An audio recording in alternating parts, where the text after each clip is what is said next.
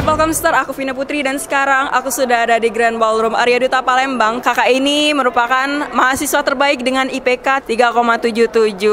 Oke, senang sekali rasanya bisa wawancara bareng kakak ya. Dan sebelumnya bisa diperkenalkan dulu nama kakak, dari prodi apa? Perkenalkan, saya Irfan Miftaruddin, saya dari prodi S1 Sistem Informasi. Saya dari tidak asli Palembang ya, saya dari Dusun. Alhamdulillah pada kesempatan hari ini dapat diberi amanah menjadi mahasiswa terbaik, tentunya menjadi suatu kebanggaan bagi saya. Harapan kedepannya untuk kakak, untuk STIMIK Palkomtek itu apa, bisa dijelaskan kak?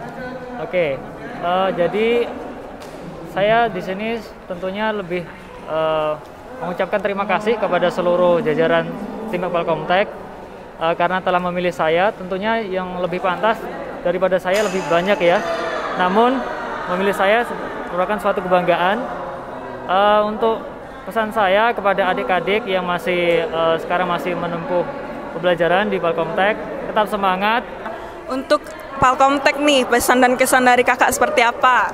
Jadi selama saya di Palkomtek itu alhamdulillah teman-temannya enak, dosennya sangat enak, dan PAK-nya itu sangat loyal ya, sangat enak untuk kita ajak kompromi ataupun kita temui seperti itu.